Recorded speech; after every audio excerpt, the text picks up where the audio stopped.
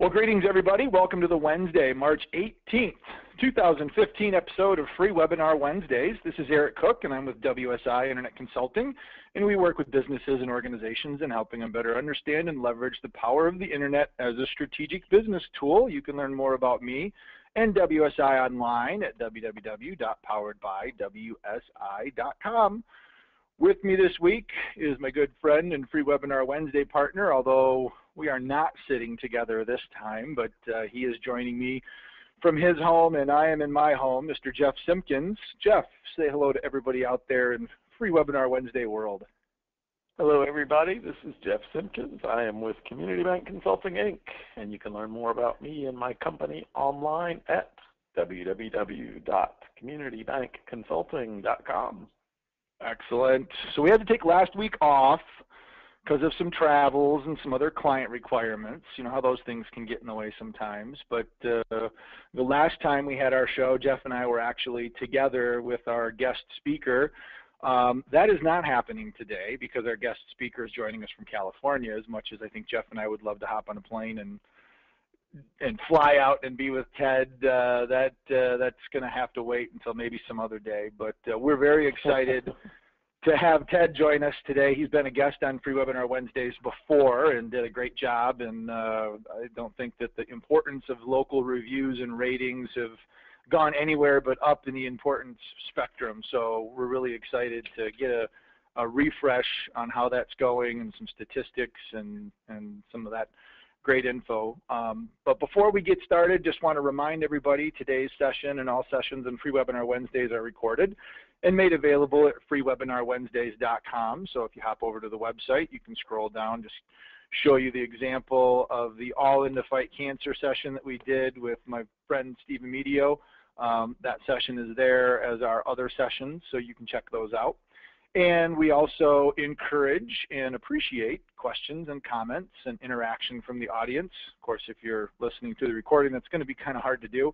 But if you're visiting with us live, feel free to use the chat feature and send us a note or a question or a comment. And when Ted takes a breath in his presentation, we'll see if we can sneak it in for you. So it looks almost like we may have, oh, hey, Mikey, we do have a comment. It's not really a question, but it is a comment. So Mikey is here, and welcome. We're excited to have you with us as well. So get the little chat icon that comes up. So see how that works? We pay attention. So, well, with that, housekeeping out of the way, and Jeff, I just took a quick look, and it looks like most everybody is using voice over IP, although would you like to give our disclosure for those that have joined via telephone? I would. I see two people on phone. Kia is one. Just a reminder, the default phone number on GoToWebinar is Toronto, Canada. If you do not have a calling plan that allows you to call Toronto, Canada, inexpensively or free, you're going to want to hang up and click on the additional phone number icon and look up the number for the U.S. or whatever local number you wish to dial in from. Good, good, good, good. We at Free Webinar Wednesdays don't want the free part of Webinar Wednesdays to turn into a $40 long distance bill. So make sure that you do check that the number options. So good deal. Well, I think with that housekeeping out of the way, I'm going to start working my little magic here, and I am going to send presentation controls over to our guest. And while he is getting his screen ready, it's my pleasure to welcome back to Free Webinar Wednesdays Ted Paff, who is the president, CEO, founder, and probably chief bottle washer and all things else over at Customer Lobby, which is a company that we use personally, and I've got clients that are using them as well, for the management and creation of local reviews and why that is important. And Ted has been in the industry for a long time, does a lot of speaking, and is probably one of the most knowledgeable people on the importance and relevance of things like local reviews. And in today's social world where anybody can go online and basically get on their own little bully pulpit and say whatever they want, local reviews can be a double-edged sword, and we're going to talk a little bit about that. So Ted, just quick audio check. Are you there? And welcome. I am here. How's does my screen look okay? Excellent. Screen looks good. So if anybody's having problems seeing the screen, by all means type in the chat, but looks like we are all set. So without further ado, Ted, welcome back to Free Webinar Wednesdays. The mic is yours. Delightful. Thank you, Eric. Thank you, Jeff. Cool. And thanks for having me back, Free Webinar Wednesday group. My name is, as Eric mentioned, my name is Ted Paff. I am the president and founder of Customer Lobby. And yes, I've been in the reviews industry for a long time. So what I want to talk about, what I want to share with folks today is around the topic of reviews and using reviews as part of reputation marketing. To do that, I want to start first by introducing Fred. Although Fred is an entirely mythical character, he is someone who might be familiar to some of the folks who are on the call today. So Fred's been in business a long time. He's successful. He's seen a lot come and go. He remembers back in the days when his principal marketing spend was when the Yellow Pages ad exec or a couple of them would show up in his office, and they would sit down and negotiate for how much a half page, quarter page, or full page was going to cost them in this year's Yellow Pages. And then he remembers when everybody waved their hands and said, well, you got to be on Google or you've got to be on Facebook. And he's seen a lot come and go in marketing, and so he approaches marketing through that lens, particularly online marketing. And so anytime someone says, hey, you've got to pay attention to blank online, whatever fill in the blank is, he approaches it with this notion of, I'll wait, I'll sit back for a little bit. Now, Fred runs a good business.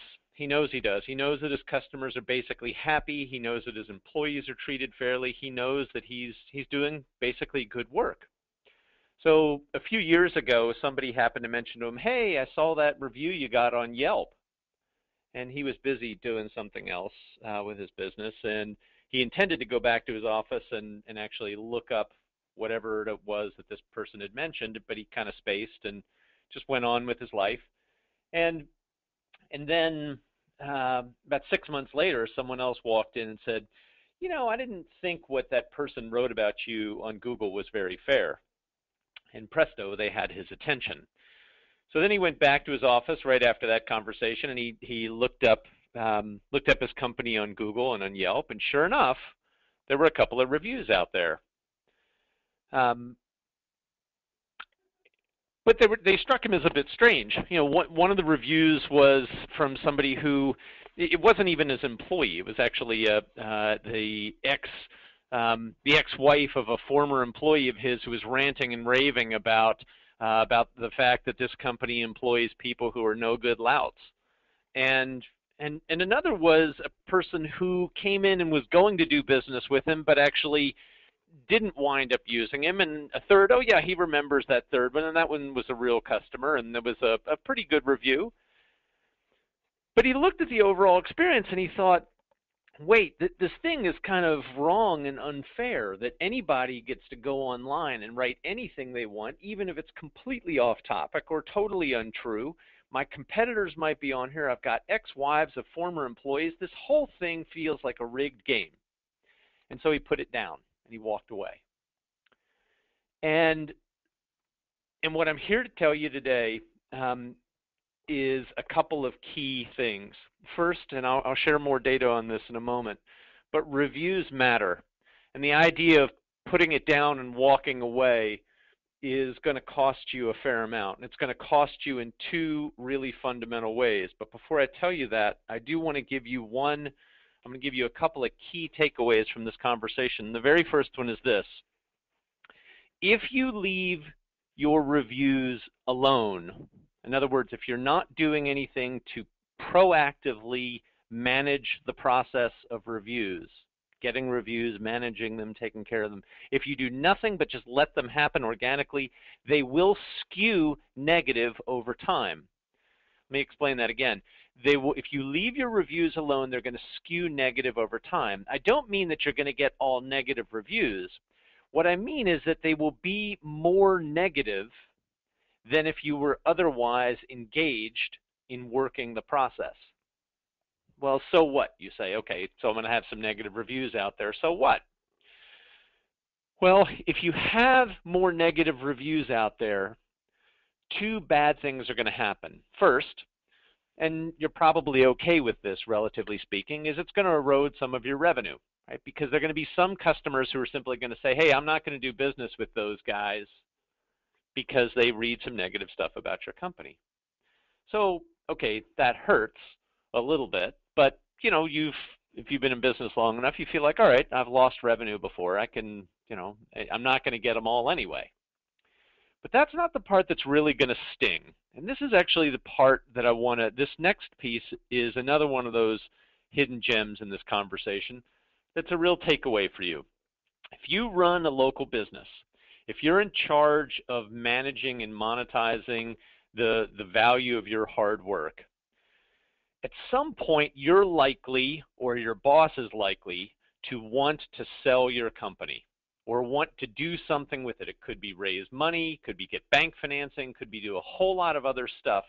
Anything where outsiders are going to be looking at the overall total value of your business is going to take a serious and dramatic hit with a negative reputation. Why?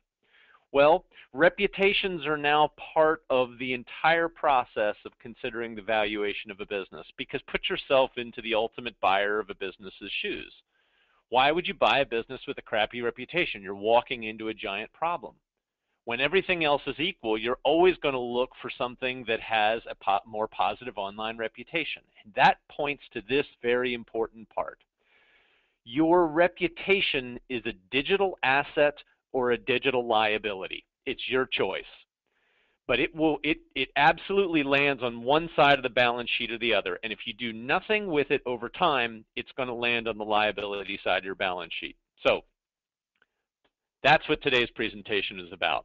It's really about helping people go from the process of completely ignoring their reputation all the way through the process of learning how to engage with their customers, respond to online reviews, build a digital asset, and then market that reputation over time. Okay, so when we last left Fred, he was at this process, at this stage. He was completely ignoring his reputation. Why? Because he largely felt confused and powerless with the overall process. In other words, he looked out at the reviews universe and he thought, man, this is kind of a rigged game, and I don't necessarily want to engage with it because I don't really understand how I can impact it. And that's where we want to start with in really exploring that universe, the reviews universe, a little bit, and then figuring out how to engage with it. So as we explore the universe, I want to do a few things. First, I want to talk about who the reviewers actually are. Who are these people who are actually taking their time out of their day to go online and write about your business? Next, I want to share, once you understand who the reviewers are, I've got another one of those hidden gems for you that'll really help you in shaping your online reputation, but you have to understand who the reviewers are to be able to do that. And then I want to explain where how different players in the reviews business really work, and let you actually look at it a little bit from one of the companies that's hosting reviews, a little inside baseball. So let's dive into the reviews universe. And I'm going to profile 4 different types of reviewers today. The very first one is what I'm going to call the communicator. The communicator, and here it's depicted as a woman, and they skew predominantly female. These are very powerful people, and they know it. There aren't many of these people. These are people who have who post a lot online. When you can find folks like this, when you find someone who is a heavy online communicator, sometimes in Yelp there'll be the Yelp elite reviewers, in Google there'll be a city whatever they call, whatever Google's most recent iteration of their city program is, but there'll be a community manager or a city manager on Google. These are people who are actively writing about businesses. When you find one of these people, my suggestion is that you treat them differently.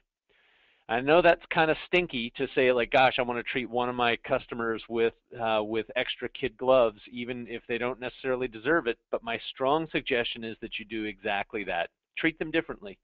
Give them extra perks. Do something a little. They're very, very service-focused people. Provide slightly better service to them. By and large, you're not going to get lampooned by these people. They're not going to rip you. They're going to generally write 2 to 5-star reviews, but they do have an extra powerful voice in the online world. The next group I want to describe are the status seekers. These are people, and you're going to know these reviews when you see them because they are very detailed. They tend to be long reviews. The good news is they tend to be kind of middle-of-the-road reviews. They're 2 to 4-star reviews. They're very detailed.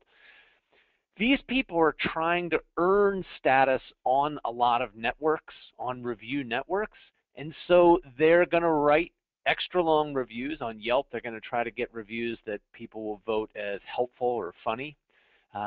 And you don't need to do a lot with these folks. Honestly, I just point them out to say they're going to come, they're going to go, they're going to by and large write middle-of-the-road reviews for you. Just let them be. They're fine. No extra care required. Unfortunately, the third group is one you're going to run into, the one-star assassins, and the name kind of tells it like it is. These are folks who, by and large, write one-star reviews. One of the painful things you're going to find, if you find one-star reviews out there, just for kicks, if you click on the name of the person in almost all review systems, you can actually see the other reviews that person will have written on that network. What you'll find is a lot of one-star reviewers, people who leave a one-star review, they write a lot of one-star reviews. They view the reviews universe as a place of retribution. So what I can tell you about the one-star assassins is you have to treat them almost like the flu. It sucks when you get one. I completely understand, but you're going to get it. And there's not much you can do except for stay generally healthy. And the way that you stay healthy is that you recognize that you're going to sometimes be exposed to the flu, and you immunize yourself. And the way that you immunize yourself is with these people. And the name kind of says it all, the silent, happy majority. Now, I'm going to go out on a limb and guess for the folks who are attending this call, for those of you who currently run a local business, my guess is you've been in business for a number of years. If you're brand spanking new, then your reputation is something you're probably very actively engaged in building online. But I'm guessing you've been in business for a while. And I'm going to further guess the fact that you, by and large, the vast majority of your customers are happy with the service or product that they're getting from you. But I'm also going to guess that they're basically silent about it. What I mean by that is unless you run an experiential business, a business where people are coming in to have some type of experience, and that experience might be positive, might be one that they actively want to share with their friends. So if you run a very hip new restaurant, generating reviews isn't really a problem because people are going to want to go on and write reviews to say, hey, I've been at the hip new restaurant. But short of that, you're likely to have a lot of customers who are basically happy with you but don't feel motivated to go online to write a review. So what do you do? Well, we'll talk about that in a moment. But before that, I want you to just look at the relative proportion of the size of the images I have in front of you. This is left to their own devices. In other words, without you being engaged with it at all, this is roughly the proportion of reviews you should expect from these people.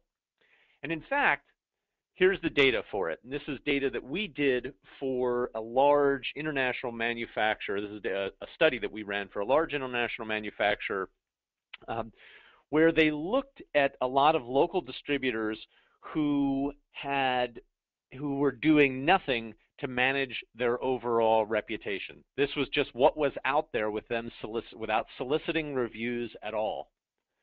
But importantly, with just a couple of months, I think we did it for like 2.5 months, we were able to substantially, almost more than double the star rating from just over 2 to just over 4 stars by simply asking customers proactively to write a review. And here you see this is the hidden gem, another one of those hidden gems for you in the conversation today.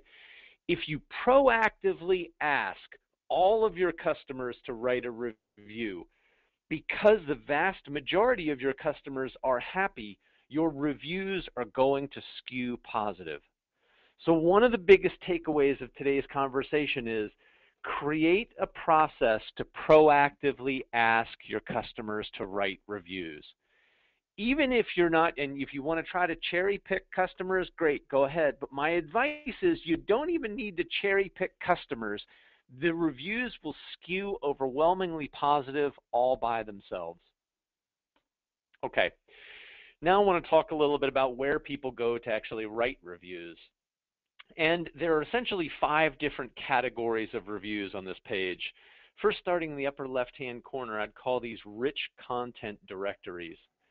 These are all ad sales-based businesses. These are businesses that are in the business of getting content on their sites and then getting a viewer to come to their site and click around to multiple pages. These can all be very powerful reviews destinations for your business. However, you should be very conscious of the fact that the incentives of these businesses are for you to click around to lots of them. And so, for example, with Yelp, Yelp is economically incentivized to have a review reader go from one page to another page to another.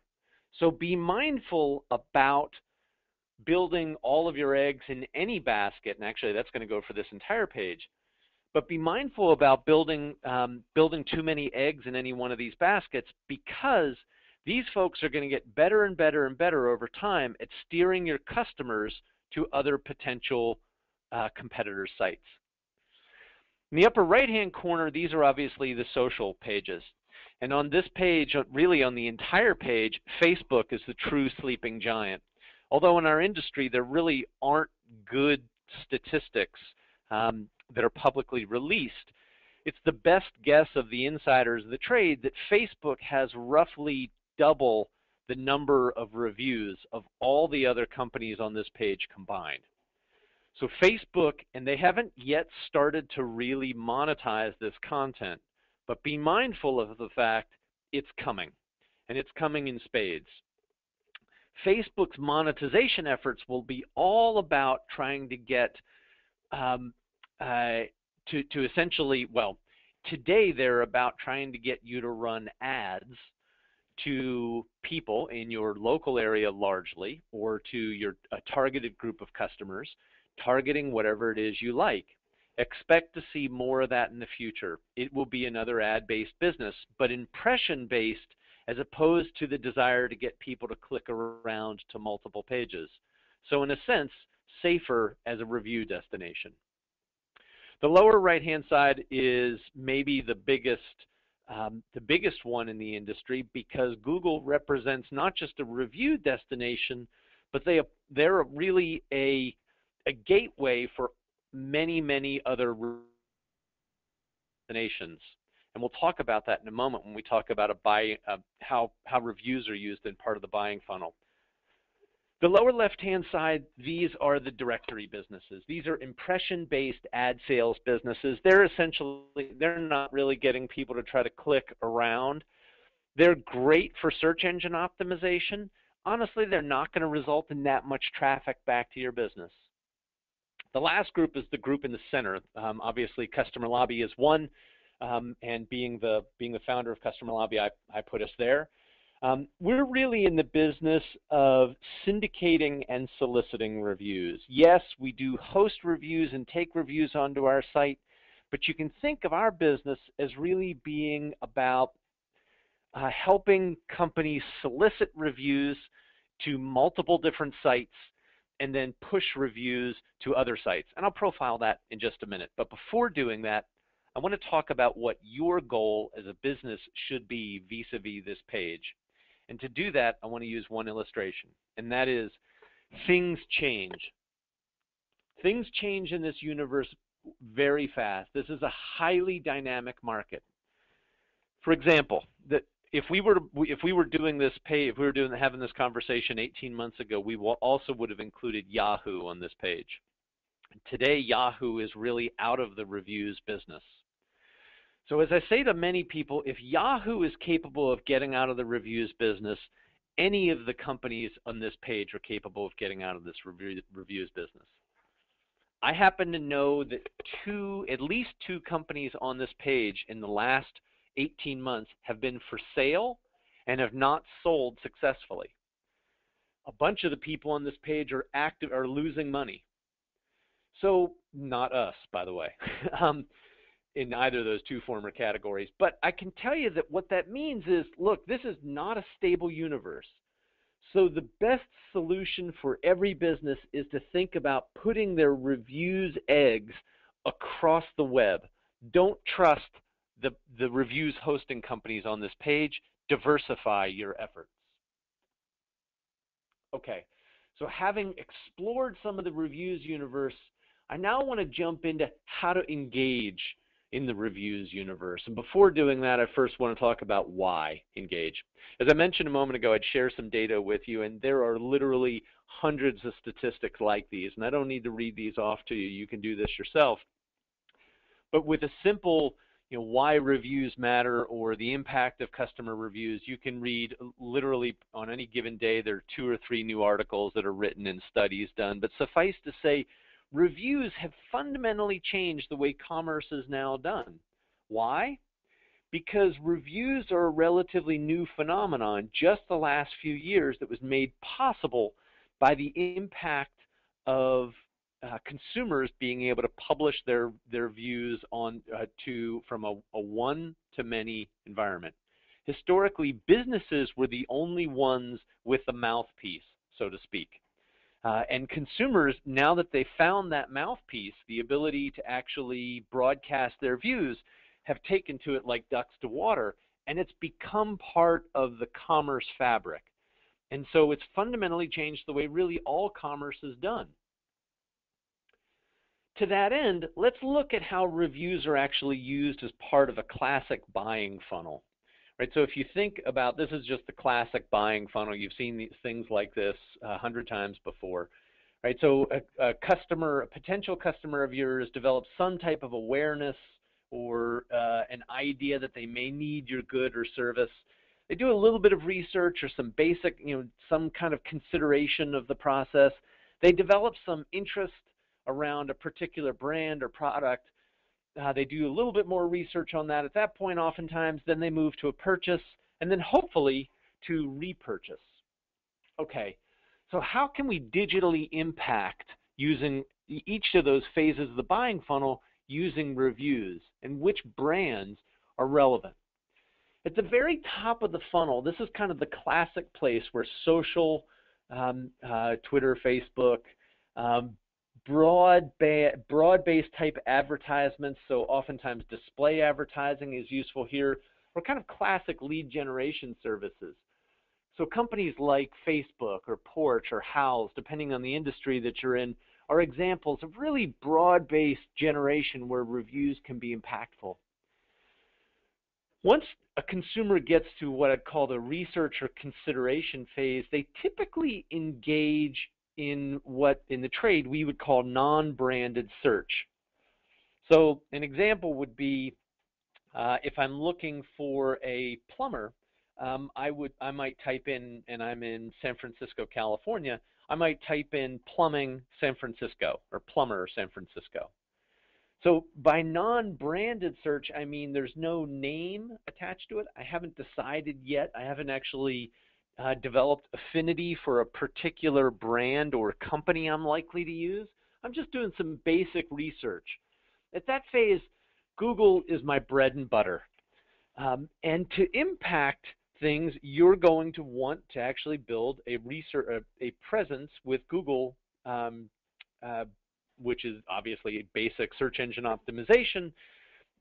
For what it's worth, Yelp is also, for now, a real impactor at this stage, although that is likely to change for many reasons, including something that Google released yesterday or 2 days ago that's potentially a seismic shift about the way that they're going to treat the indexing of some of Yelp's pages. But suffice to say, basic Google presence and search engine optimization are your friend at a non-branded search level.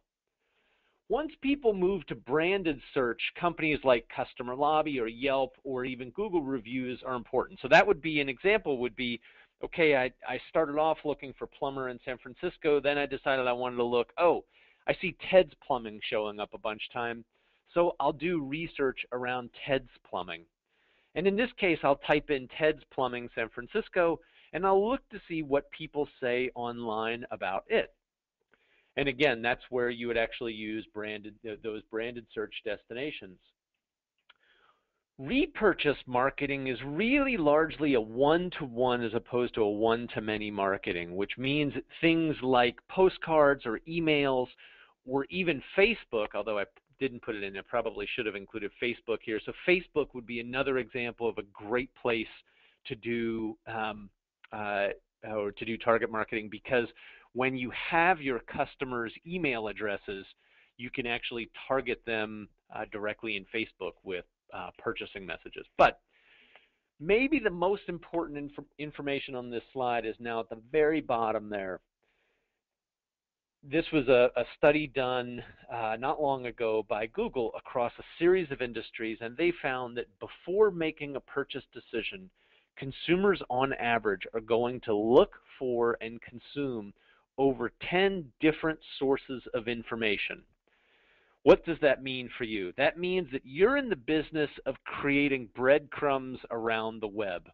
The days of I just have a website and it's just that's it and I'm done, those are kind of gone. I mean, yes, that's going to work, but that's essentially like saying I'm only going to have one road to my doorstep. Sure, some people are going to come into that on that road. But if you want more people coming to your doorsteps, you're going to need to add more roads, which in this case, to push the metaphor back to reality, is really about creating a digital presence and building digital assets around the web. Okay, as I mentioned, I would briefly explain what Customer Lobby does as part of this, just so you can explain, or just so you can understand where our take is on building a reputation. We start by interfacing directly with the back-end billing system that our clients use mostly. We do have manual ways of working with us, but we find that automation actually generates a lot more reviews for reasons I'm happy to discuss if that's interesting in the Q&A. So we integrate back with the basic invoicing systems, and when somebody completes a transaction, we pull that information out, and then we send them an invitation to write a review. And we do that in lots of ways. And our system enables people to request reviews either through emails. We also do phone-based reviews. We have kiosks and mobile web and social and lots of other ways of asking people for reviews. And whether you use a company like Customer Lobby or do it yourself, I highly recommend creating a variety of different ways for people to write you a review. When people are asked to write a review, we ask them to write a review wherever they have an account. So if they have an account on Yelp and Google or Angie's List or Facebook, and if they're a regular reviewer in one of those locations, go there. And if they don't, we take the review at Customer Lobby, and then we push each review that comes into Customer Lobby, which is about 70% of the overall reviews. About 30% of people have accounts in one of those other places, but about 70% will come to Customer Lobby, write a review, and then we will push the review through syndication agreements we have with those different companies to multiple sites around the web. Okay, now I want to move on to how to respond to reviews. So the very first question is always, should you respond? Well, there are two very different types of reviews. First, let's talk about positive reviews. My suggestion for responding to positive reviews is only do it when you feel like you have something extra to add to the conversation. Specifically, it's a complete waste of space to simply respond to try that one 10 times. Respond to a review saying, "Hey, thanks for the great review." It's kind of it goes in the category of, "Gee, it's not that helpful. It's just wasted real estate." Instead, if you have a positive review, respond to it with information that's not necessarily in the review, but is helpful to customers. This is probably one of your best and unused sources of marketing on the web. Let me give you an example. Let's say, again, I'm going to go back to plumber for a second because I was using that example earlier. Let's say that I'm a plumber and somebody just said, "Hey, Ted came to the house and did really great work, and I really appreciate it." You can something as simple as, "Thanks for your review.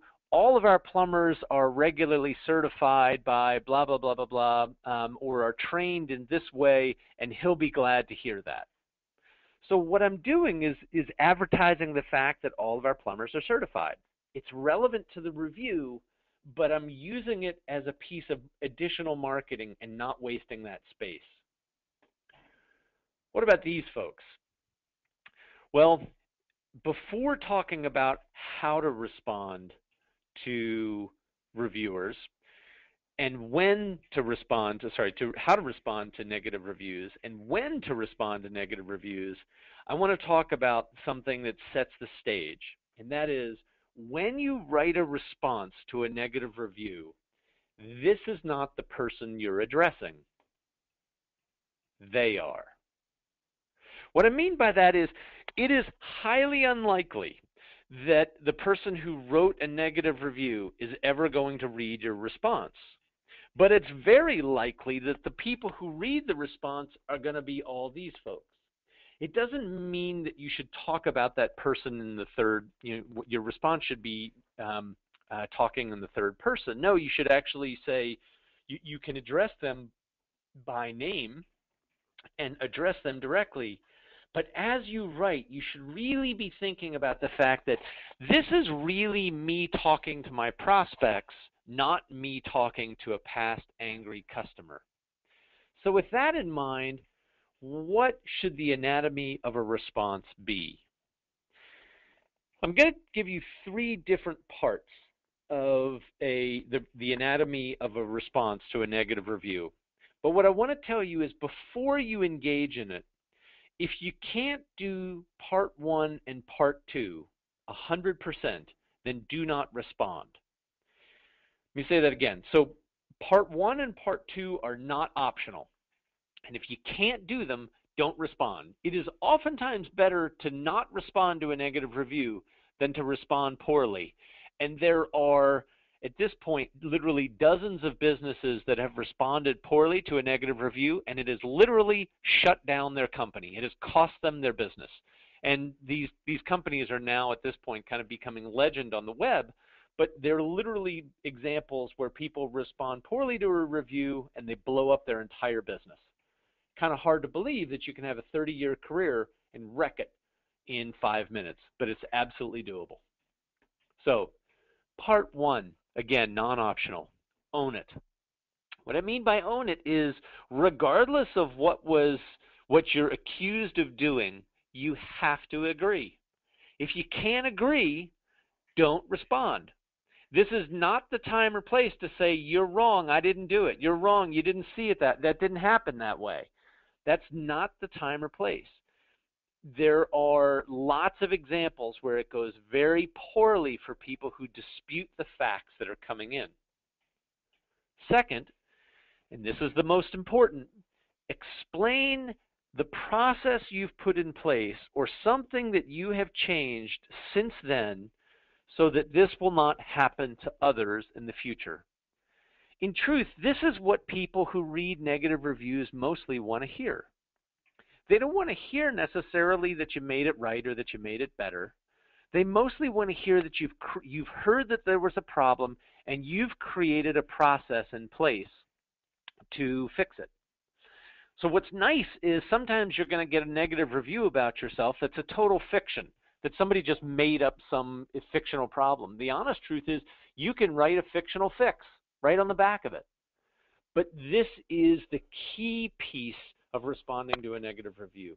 Interestingly, this last part, voting with your feet, I like to think of it as, the offer to fix it, it's okay, great, sure. Say, please get in touch with me, and we're happy to take care of you. Super, you can do that, but it's certainly not. It's not critical, and it is nowhere near as important as numbers 1 and 2. And maybe the single best piece of advice I can give you when you're responding to a review is this: simply be brief. Be brief. My suggestion is 4 sentences, no more. Try to keep it to sub 4. If you've got to go to a 5th sentence, do it grudgingly, but it should be very, very brief. The intent is if somebody can't read it in about 10 or 15 seconds, it's not going to get read. 10 or 15 seconds at the absolute longest. Because the truth is, and there's a ton of statistics out there on the web, people by and large don't read much on the web, they browse. So they let their eyes kind of float over stuff and they'll pick things up, but they're not going to engage in really reading the subtlety of a message that takes more than about 4 sentences. Okay, so now that you've done all those things, we've covered a little bit of the reviews universe, who the reviews are, where they go, positively impacting your reviews by your reputation by regularly asking for reviews, how reviews are used in the buying cycle, where to respond to reviews and how to respond to reviews. You've built yourself a digital asset. You started to curate for yourself something that's a durable asset that you'll be able to use for a long time and grow and build the value of your business. It's time to market with it. And by marketing, I mean a couple things. And this is an example. I was giving a speech recently, so I pulled up some of these for this type of business, for a flooring business. Put your reviews all over your website. Create opportunities for people to stumble across them directly in the buying process. If you have a Facebook page, link your reviews back into your Facebook page. Make sure that folks are finding that online. Continue to use it as part of your marketing. If you have, this is Customer Lobby recently rolled out a service where we do repeat customer marketing, and we've done some tests with including reviews on postcards for repeat customer marketing, and the impact, even for repeat customers, of including reviews in other parts of your marketing versus not is huge. It almost doubles the response rate in a couple of our tests now. So include it in your postcards and also in your emails. We do email marketing for folks as well. Okay. So where does that leave us? We've now covered through, we've brought you from completely that feeling of confused powerlessness and not really understanding the reviews universe. We've explored the market, learned how to engage with customers as part of the buying cycle, respond to the reviews, looked at how to use reviews as part of your marketing. I have some action steps for you. So how do you take this information and go forward? The very first part is to monitor your reputation. And there are a lot of ways to do this. And honestly, it depends on the type of industry that you're in. If you're in a business that gets a lot of reviews, so by that I mean, let's say you're getting 10 or more reviews a month, then look for reviews monitoring services. There are a few of them online. You can talk with Jeff or Eric to make suggestions for you. But there are a couple of different ways to monitor reviews if you get a lot of them. If you're getting sub 10 reviews a month, my suggestion is create some Google alerts on your company name. You should have these anyway. In other words, go online, go to google.com/alerts, ALERTS, and type in, set up an alert so that anytime somebody writes something with the full name of your company, that information will get shot back to you. And Google will send you a posting once a month, once a day, once a week, whatever frequency you choose, to let you know of what new has been written about your company. It's a great way to monitor what's being said. Secondly, ask for reviews. Create a process to become diligent about asking all customers for reviews. That's going to skew your entire review base positive by getting more of the happy silent majority to actually write, because the only way the silent majority is going to be active is if they sense that you're really asking and pushing hard. Thirdly, automate the process if you possibly can. Companies like Customer Lobby have built solutions that we can tie in back with your system to help you automate the entire reviews process. Do whatever you can to try to automate it, because what I've found by literally we've worked with tens of thousands of customers now, and what I can tell you is that across North America, by and large, people will get focused on their reviews for a little while, but 80% of businesses are just going to be too busy after a little while to keep remembering to do this. So if you can find a way to automate the process, it will last year in, year out, and you will build and manage that digital asset for yourself. Fourth, respond where appropriate to using the metrics that I already described for both positive and negative reviews. And then lastly, once you've created that digital asset, market with it. Use it as part of your ongoing marketing in other parts of your marketing, whatever else you're doing to reach customers. Be proud of the asset and the reputation that you've built, and use it for marketing. Okay. With that, Jeff, Eric, I'm going to pause, and again, thank you for having me. I'm Ted Paff, President of Customer Lobby. I'd be delighted to take any questions. Good stuff. I loved Ted shared the presentation with me. I'll say briefly, ha ha ha, but we didn't get a chance to talk about the Mighty Whiteys, and I was like, where's he going with this? But I'm glad that I had this on mute, because that made me chuckle, actually, literally out loud. So okay, good.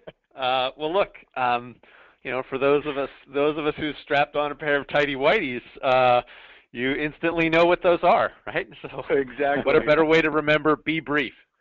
Yeah, that was great stuff.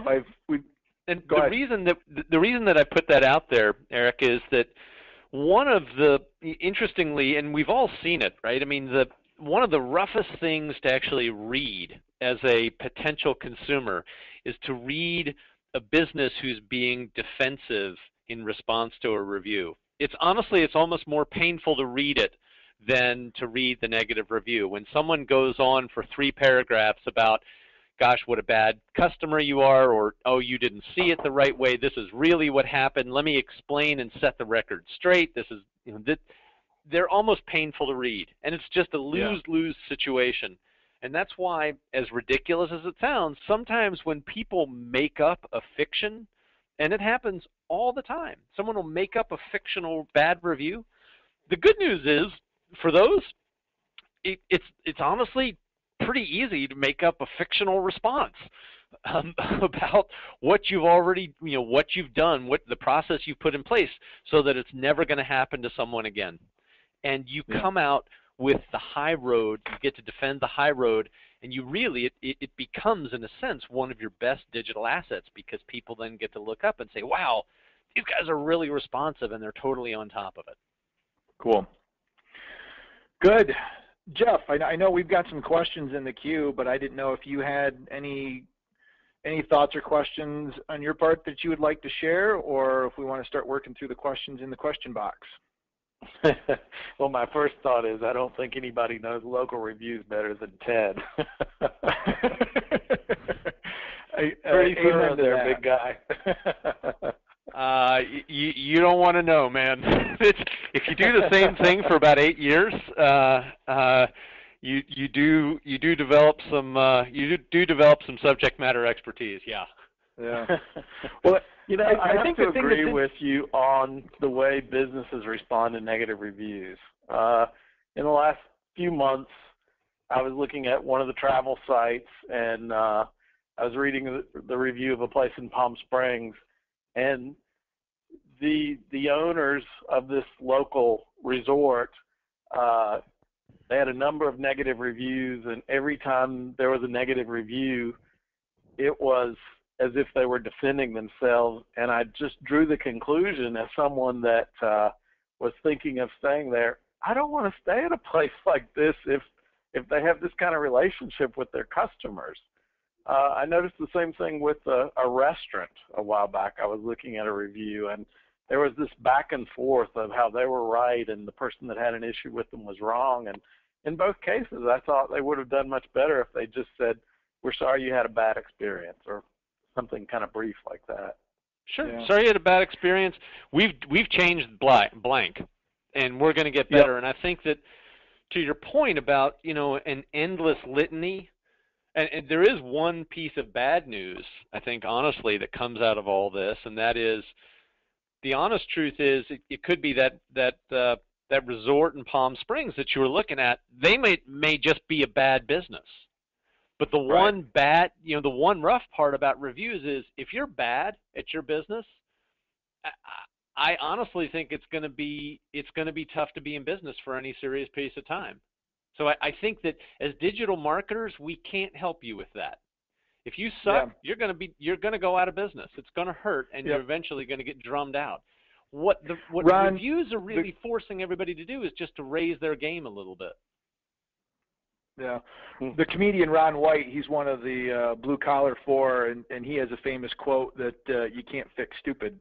So if a business is bad, they may have been able to hide in the weeds, but with social media and reviews and the voice of the internet, you're absolutely right. You're not going to be able to hide that for very much longer. So. We do have a couple of quick questions. I know there was one question specifically regarding Google's new initiative called Google My Business. And while you were talking about the different places where businesses can go and, you know, put up a presence or hang a flag, the Google My Business service where you can claim a listing, how does that fit in? And I think it was part of that funnel discussion where you had businesses at the top all the way down to the bottom with the one-to-one product marketing. Sure. Do you remember? Sure. Yeah, no, I do. And so Google My Business is the latest iteration of it's actually just simply a branding shift. So Google My Business is now Google's way of aggregating a lot of other services that they have had for a while into just a new branding part. There's nothing new to it per se.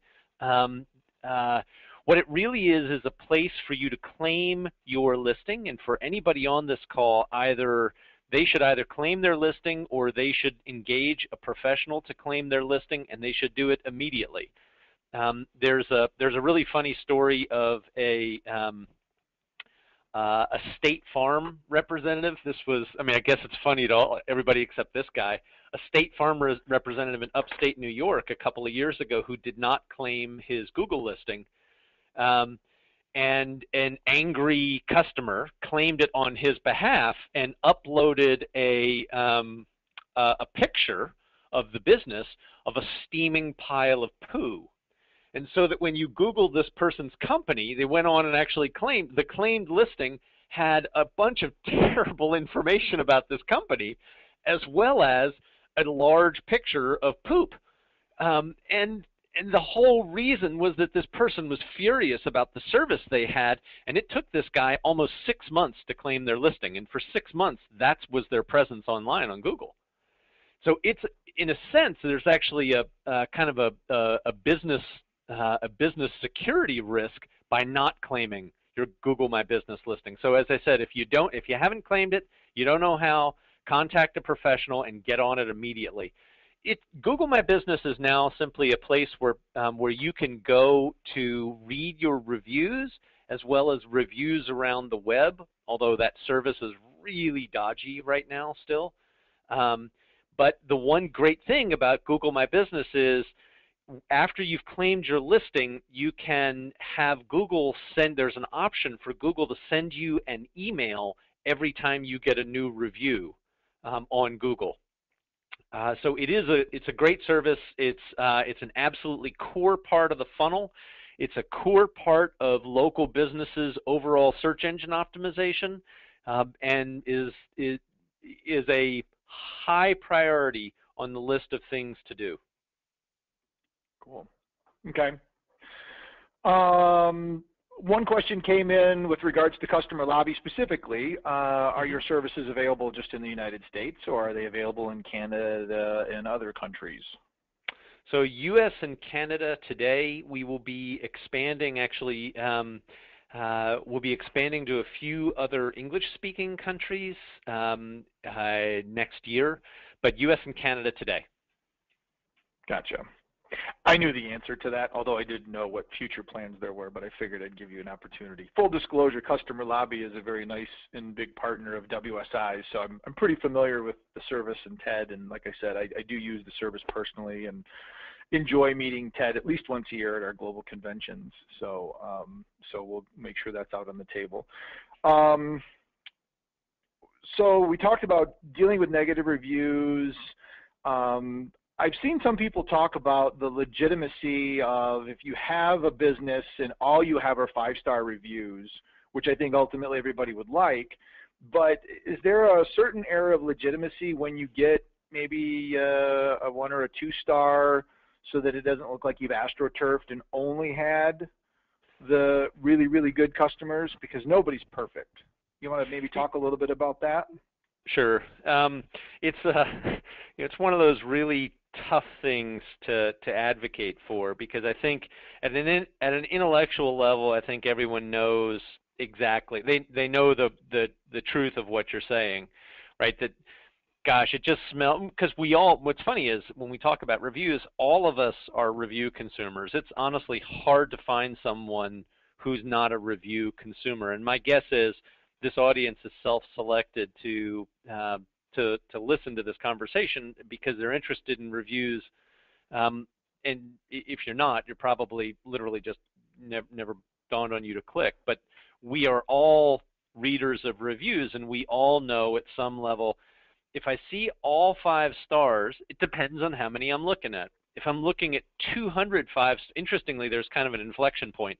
If I'm looking at 3, 4, 5, 7 5-star reviews, I think, well, okay. I mean, that's all great stuff. If I'm looking at 30 or 40 reviews and they're all 5-star, I start to say, you know, maybe that's astroturfed. If I'm looking at 500 5-star reviews and they're all 5-star, interestingly, I start to go the other way and I say, wow, this company may in fact be amazing, so long as they all look legit. And there are lots of ways, and I'll spare you the diatribe as to how to be able to spot fake reviews, but there are lots of ways that that people spot fake reviews.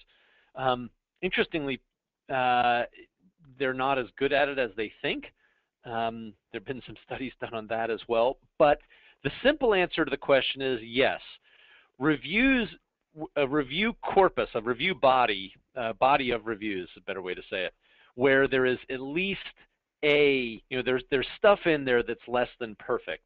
It's gonna improve the overall believability of reviews. And I can't remember if the stats I shared included one of those, but there are lots of stats out there that say, you know, the existence of some negative reviews improves the believability of the entire review process.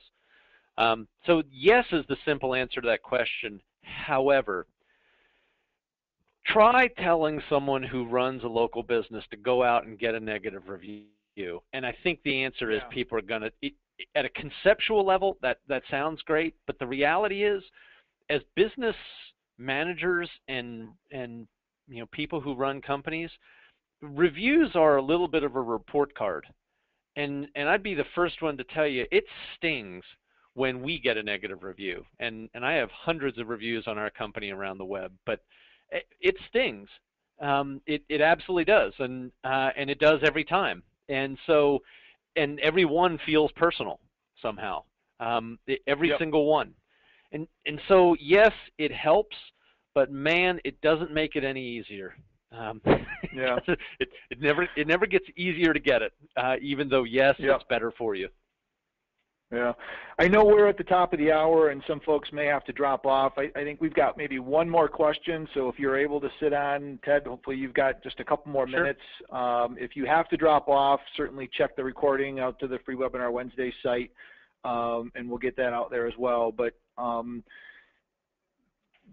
it often comes up to, I've got negative reviews. How do I get them removed? How do I delete them from the system? And our experience, and I think you'll talk a little bit about this, and then why it's so important, is you can't really get a negative review removed. You just have to bury it with good stuff. And that, I think, further reinforces why to have a strategy. I don't know if you've got any other commentary on that or other strategic advice about if you have a negative one out there, making it go away or become less relevant or less visible. So, so the best advice is, I don't know if you ever heard this. I had somebody a long time ago, kind of a career mentor, one time say to me, and I think it's advice that's given to a lot of people: never do anything that you're not willing to see written on the front page of the New York Times. It's just it's a good way to think about how you conduct yourself. The reason I give that as a preface, there are some what are in the trade we call black hat, in other words, less than honest ways of trying to get reviews removed. And if people are particularly interested in them, I can comment further. But there are some ways of getting some negative reviews removed. They are all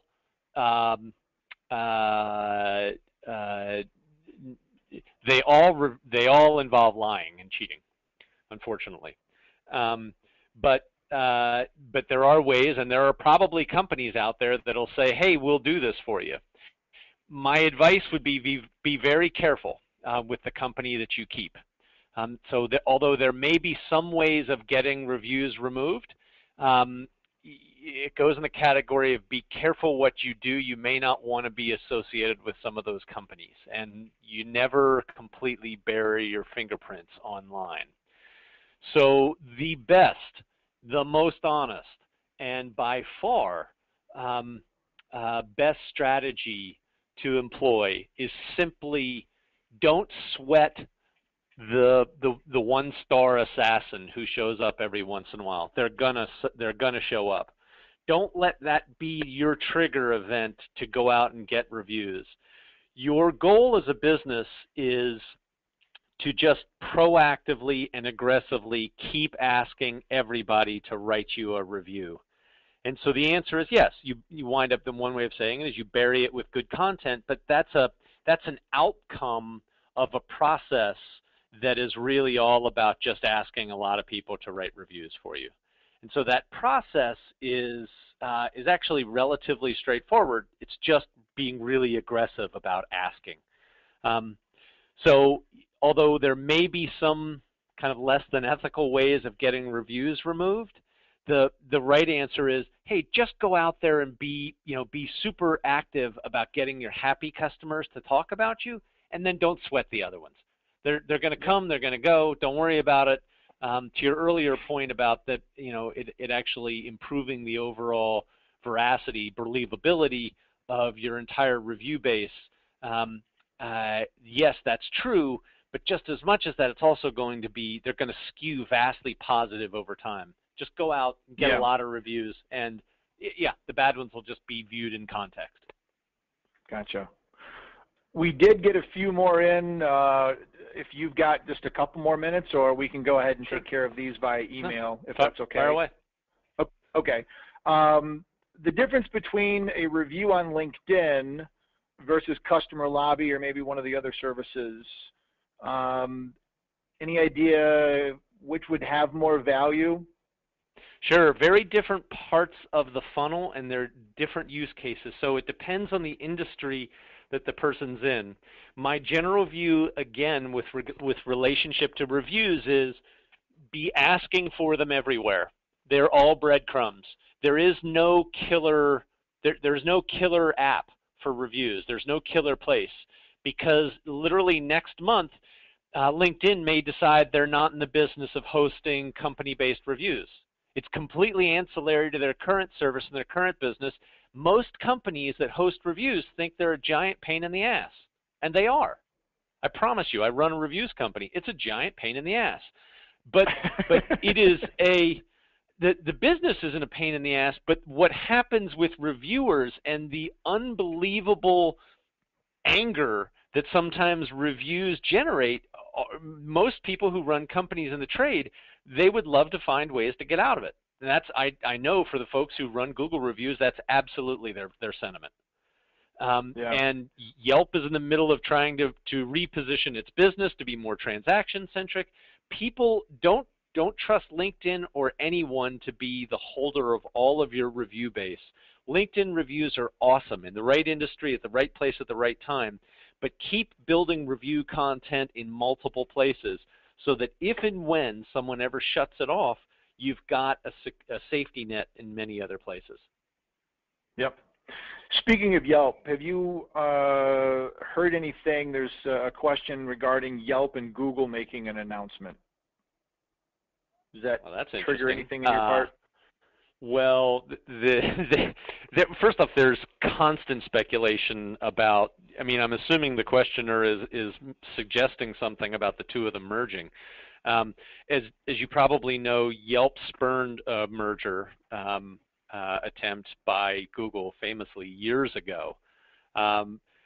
It certainly is possible that they would eventually do that, and my guess is the shareholders of Yelp are kind of holding out for that. So yeah, I don't know. My guess is you could actually look at because Yelp is public, you could look at the stock price of Yelp and determine what people are speculating on. But the merger ARP guys are going to be all over it if that's the case. So look and see whether or not there's some type of a pop. They regularly, so Yelp and Google have been at each other's throats for years on a variety of different fronts, and the relationship has been almost entirely antagonistic. For years, I think I may actually know, well, there is one recent announcement that was 2 days ago. I alluded to that, and that is that Google is changing its search algorithm around displaying gateway reviews. This is the gateway page update. Yeah, so do you think that's what this is referencing? Yeah, that might be it. So I think so that whoever asked this question, this is real inside baseball stuff, but I'll give you my take. Right, to Jeff's point a moment ago, if you live, look, there are 15, maybe 20 reviews companies in the United States. I run one of them, so of course I'm conscious of it. But this is an interesting shift, right? So Google has decided that Yelp was essentially building its site based around a lot of Google's search algorithm, and it was generating a substantial amount of traffic. When you typed in plumber San Francisco, 3 listings on page 1 would be Yelp listings. And Yelp had actually architected its site and its results around exactly that. So Google, 2 days ago, announced that they were going to change gateway listings. In other words, they were going to say, okay, we're going to view Yelp as a gateway, and if it ranks, we're going to change the ranking around so that it only displays one page. So that will, there were some people who were speculating that that's a great time to open up, that will spell the beginning of a substantial decline in traffic via search engines to Yelp, and that it may be time to short some of Yelp's stock. So I don't know. I'm not advocating shorting their stock. What I do know is that some part of Yelp's traffic comes through search, which is dominated by Google, and any attempt to restrict the landing pages of companies like Yelp will have an impact on their revenue. So yeah, that's certainly the case. If there are other announcements that are pending, I don't know. there's constant speculation in the industry Yeah. about different things, but by and large, those two companies are not friends. Okay. Yeah, yeah. I think that was it. I think that was the issue. So, well, listen, Jeff, I know I've been doing a lot of talking. Anything you want to say at the last little round before we wrap up? No, I'm good. This is cool. Really, really interesting. Ted, awesome stuff. I know we talked a little bit, again, full disclosure, WSI is a partner of Customer Lobby, and we've got an opportunity to provide a complimentary trial account if anybody wants to kick the tires just to see how it works. You can actually get some real reviews and see how easy it is to invite people. So if you hop over to our website, the Powered by WSI, and then under Services and Search, there's a local reviews section here. You can go ahead and visit that. There's a little video that further comically and very short, it's less than an hour, goes through what Customer Lobby does, and then a quick little survey that you can go ahead, or form you can fill out, and then we can get a trial account set up for you. And we've got the ability to save actually $50 on a setup fee if you're so inclined to move forward with a paid plan and take Ted's service to task and use it for your business, which I think any small business that's interested in now taking what you've shared and moving forward with it should take advantage of. So little plug there, but can save some money, and if nothing else, you get to play with it for 30 days and see for yourself how cool it is. So Ted, thank you so much for joining us. Appreciate you sticking over 15 minutes, and those of you that are still on, thanks for hanging out with us for a little bit. We'll get the recording up online and make sure you all have an opportunity to take it out or take a look at it, share it with others, and we'll look forward to seeing you next Wednesday, and I say most every Wednesdays at freewebinarwednesdays.com. Thanks, everybody. Super. Thanks.